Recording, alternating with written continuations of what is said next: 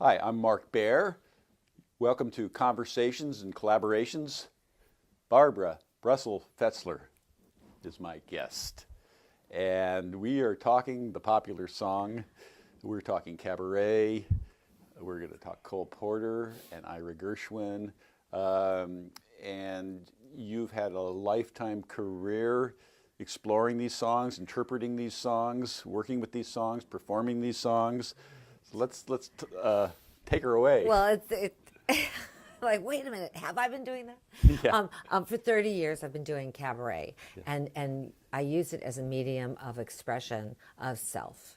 And any lyric that allows me to say my story, that I can lay my movie on, is what I've gravitated to. And I suggest to people, anytime you hear a song that you love, you write it down. If you want to sing it or something, because whether it's the rhythm, the melody, the lyric, usually that lyric is something about you that you see in the world, that you relate to, and track it. It's like a teacher.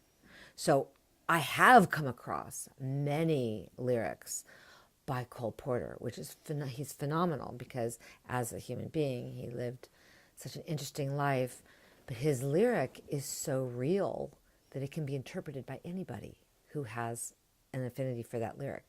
So, I was lucky enough recently to do I've Got You Under My Skin. And it used to be a love story for me about a particular person. And I could see the man, I could see in the minute. But then recently, it was about Manhattan, the city.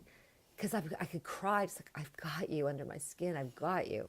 I'm married now. I'm like, and my husband said to me, it's emotionally, it could be more developed. I'm like, hon, I'm not thinking about other men right now. He goes, well, you have enough to draw on, go pick something from the past. I'm like, well, thank you for your permission. So I dabbled with it, but the truth is, like a lyric like that will lend itself to anything you feel or yearn for. That would be, you could lay that lyric on that. So we're going to come back to the magic of words here in a minute, but I want to give me a broader sense of the cabaret tradition.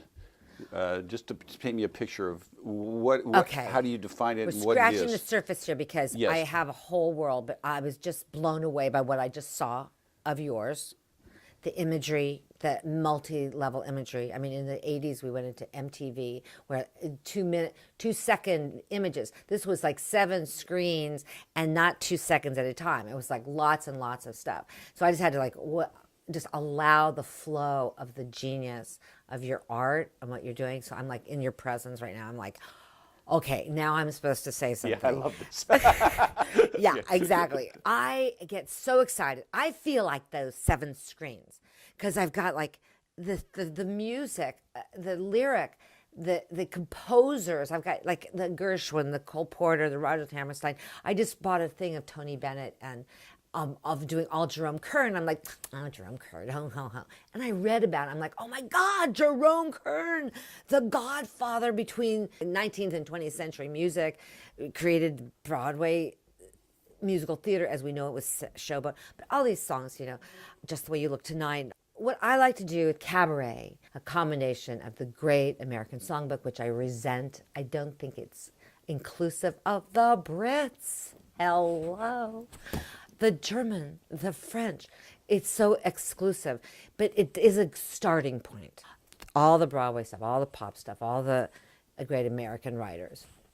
But there were, contemporary songwriters who I would include, and the Europeans. So, but it's and specifically, who specifically would I include? Yeah. Aznavour, Trenet, Jacques Brel. Hollander from Germany, Kurt Weill. My God, he wasn't a great American songbook. Yeah, he did Broadway shows, and he moved to America. Yeah. He was exiled. He chose to leave. He had to leave. He had to flee. But Brecht, these guys are not American-born. So it's like, is it? You know what I mean? But they brought it to America. America did harvest it. Mm-hmm. But cabaret was started in France and in Berlin in the Weimar time, but it was squished, and it did survive here. So London had all the Anthony Newley, Leslie Bricusse, all those songwriters, I'm Noel Coward. Coward, of Hello, Yeah, I mean, my God, giant. And the Beatles.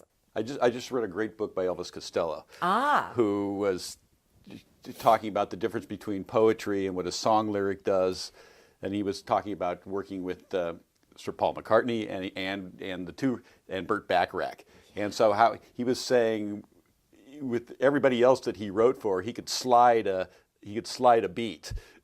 Right. Those guys, you had to have the number. You had to have it right. There was no cheating in any of their lyrics. Really interesting. How professional they, the standard that they required. Right. Right. They're not an accident. Yeah. Yeah, they're there for a reason. Yeah.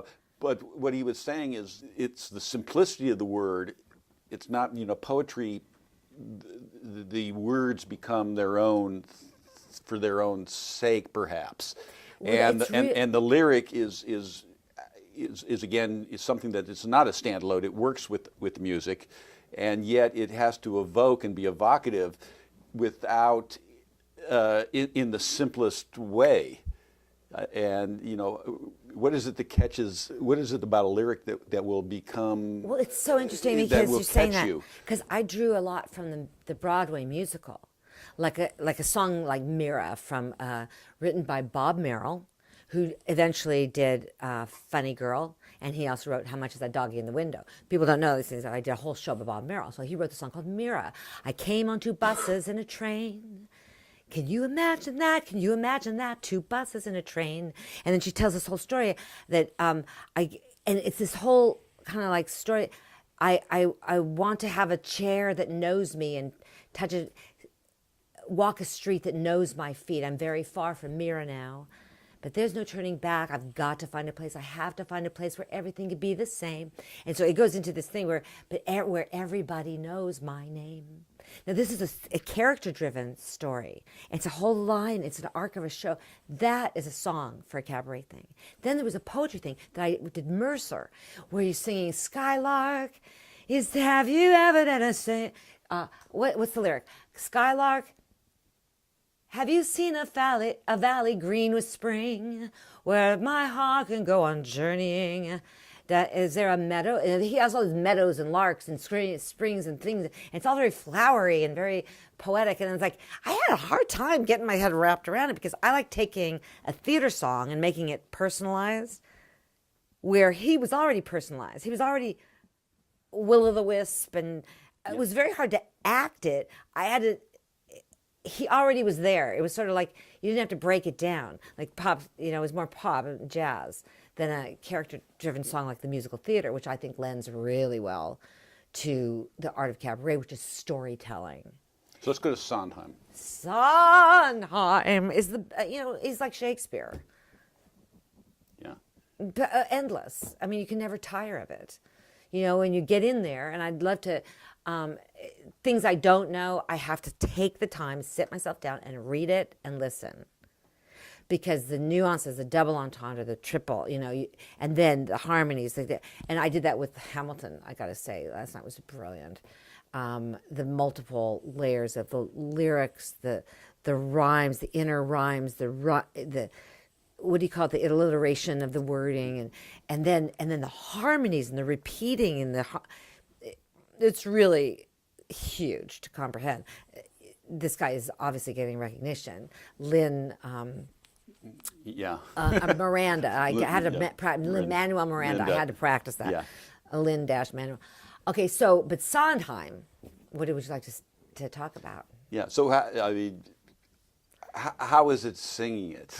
Amazing. And learning a song like, it's the little things you do together, that make perfect relationships. Uh-huh.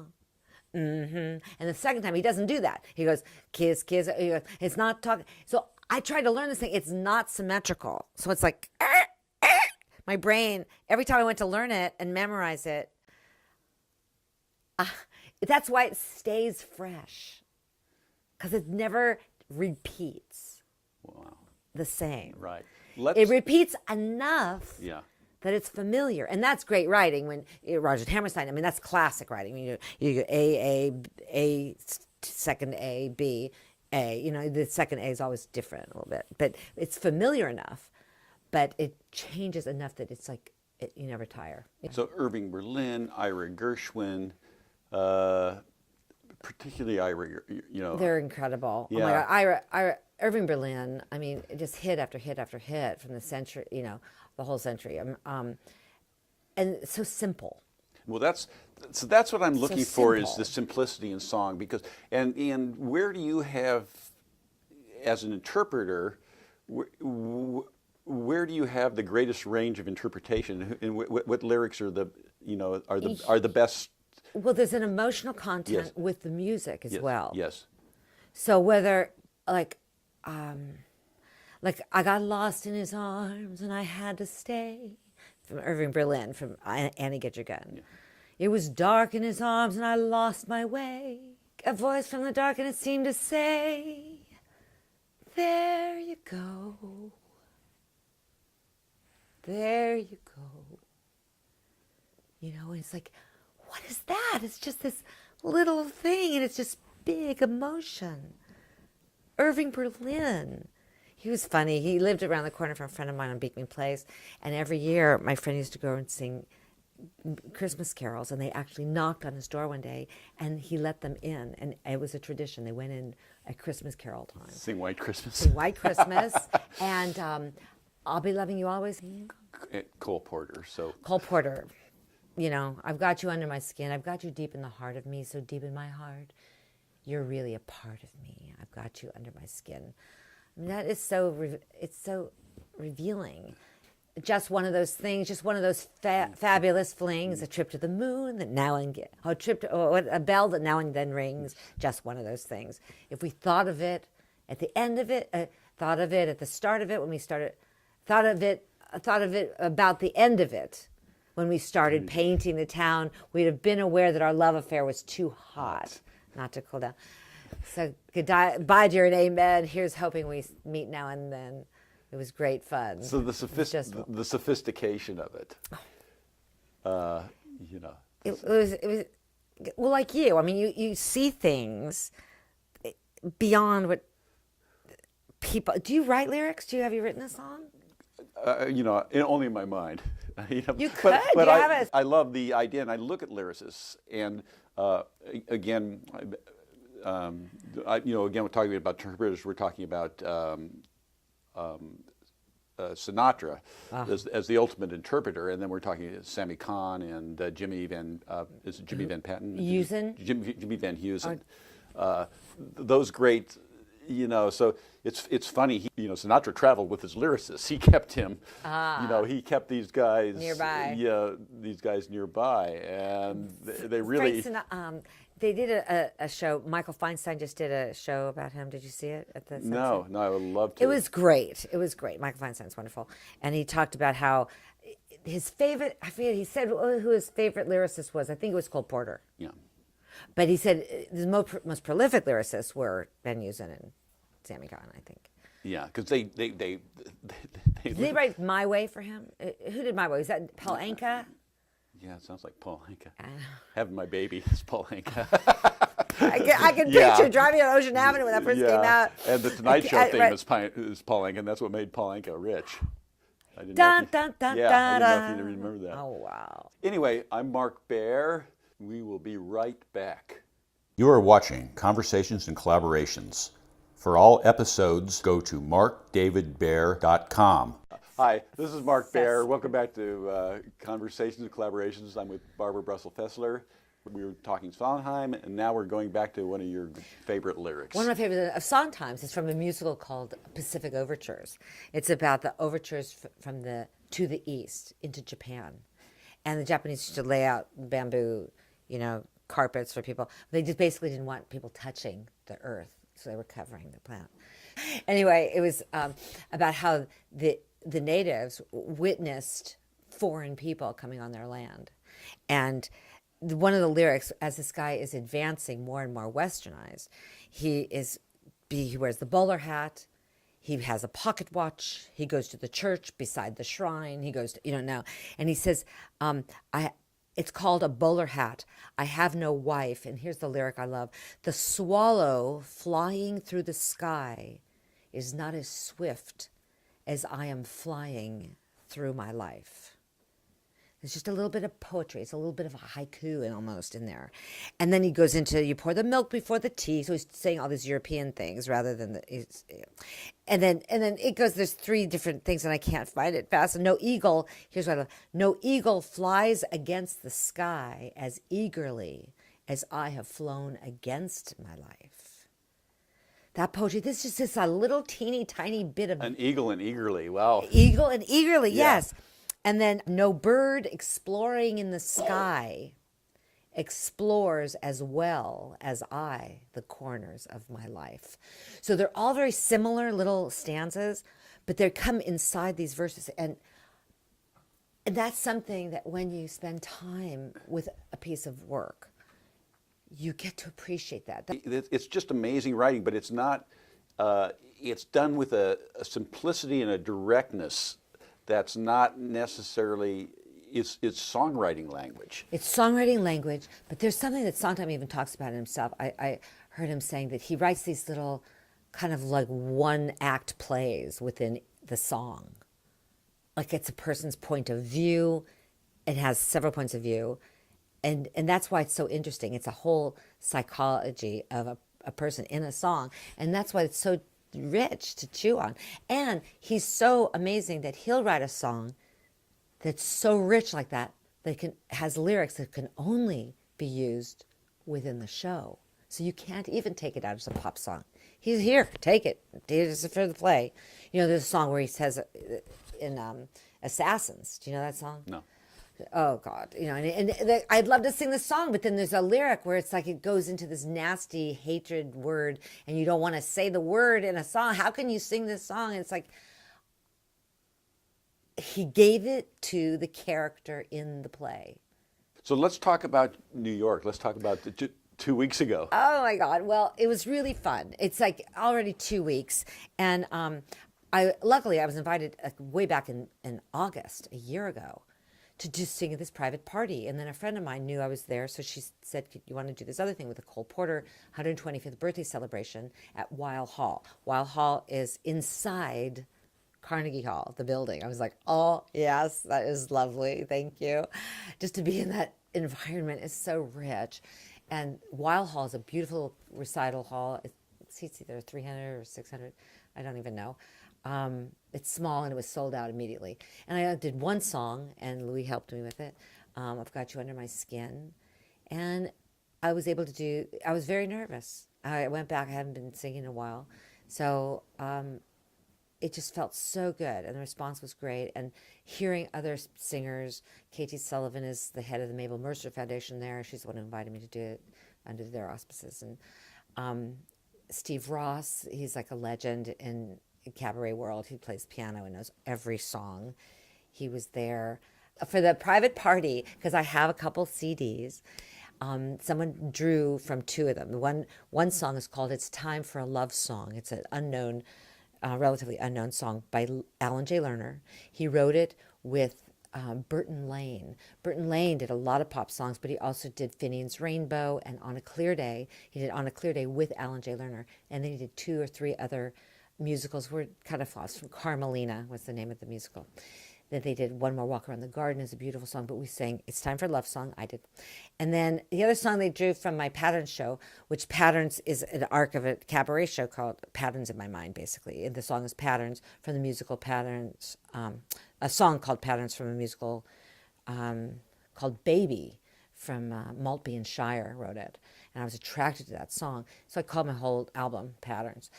We did If I Could, which is, these authors, Ron Miller wrote that lyric. Now, Ron was the first white Jewish guy to be hired at Motown. He wrote For Once in My Life, Touch Me in the Morning, Yester Me, Yester You, Yesterday. Remember that lyric? It's like, right. It was Ron Miller. So Ron was a friend of mine in Los Angeles. He died.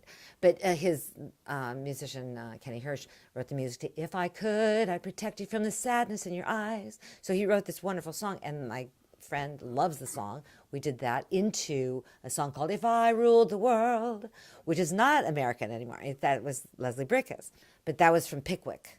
So I got to sing those two songs together, which is a big challenge. Okay, so like I took that song from Pickwick and had it as a medley and originally.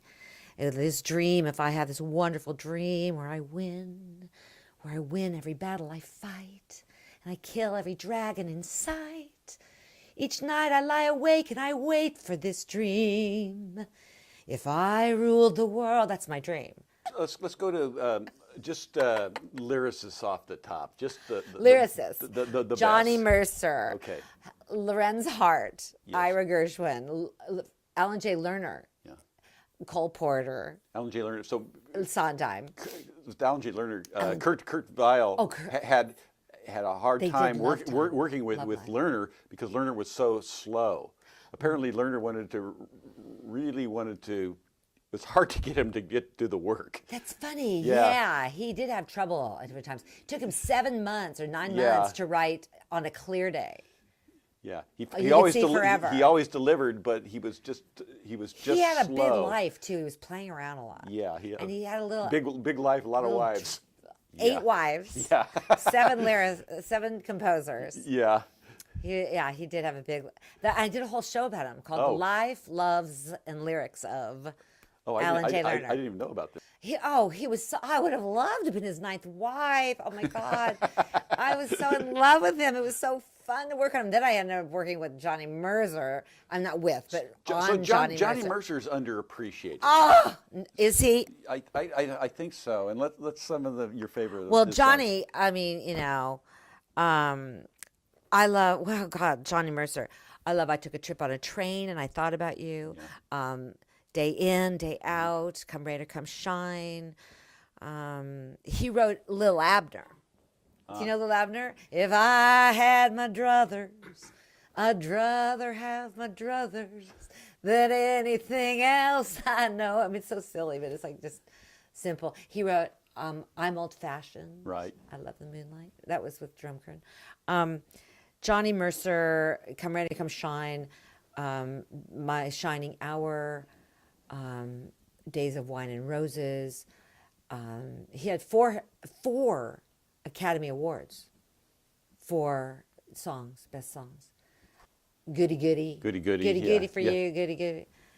So he did, he wasn't as happy as Lerner. He was married to the same woman forever, and he loved another person. He loved Judy Garland at the time. Oh wow. Yeah, big love affair. And he wanted a divorce, and she didn't want to divorce him. And then she said, I'm going to take a trip and with my sister around the world, and if you still want a divorce, I'll give it to you. And he said, fine. She went away, and she got so deadly ill. She came home, and he said, on her deathbed, he said, I will never leave you. And she got well.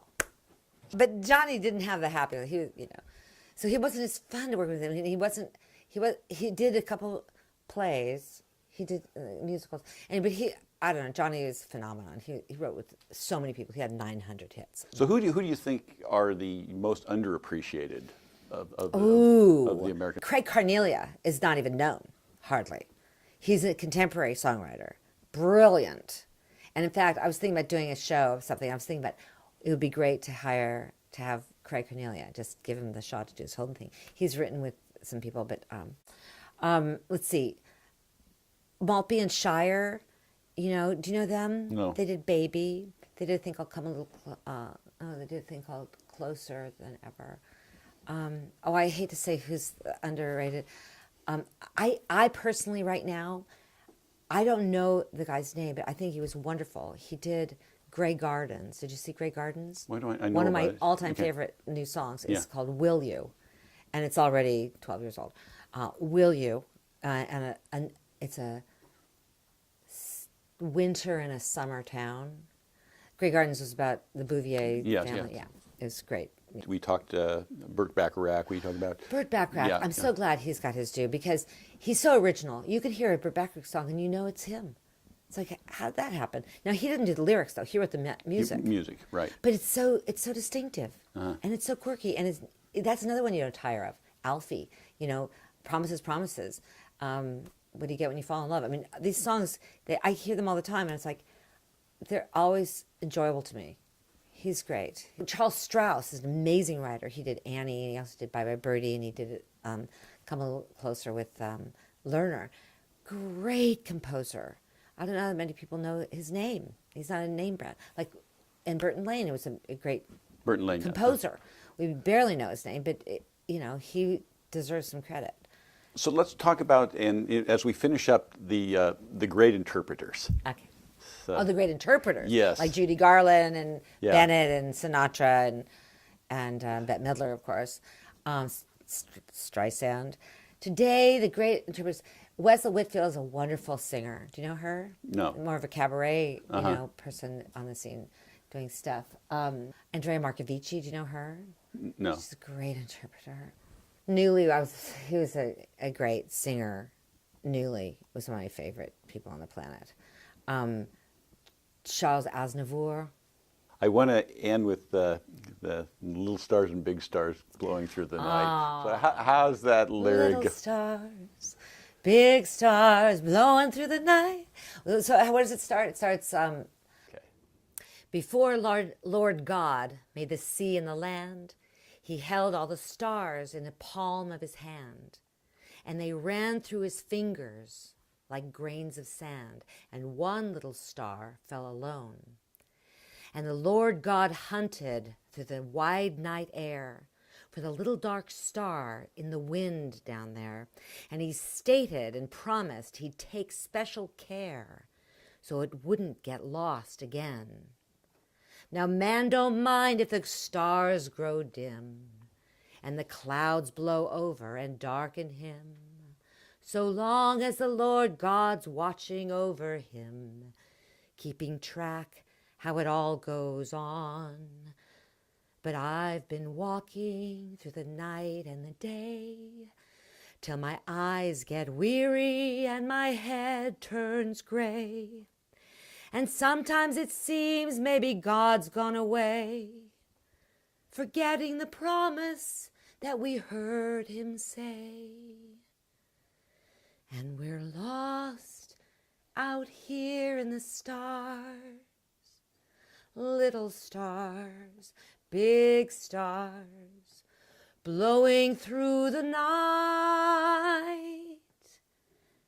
And we're lost out here in the stars, little stars, big stars, blowing through the night. And we're lost out here in the stars. Wow. I'm Mark Baer, Barbara Brussel-Fetzler. Conversations and collaborations, and thank you. I hope you've enjoyed this episode of Conversations and Collaborations. For all episodes, go to markdavidbaer.com.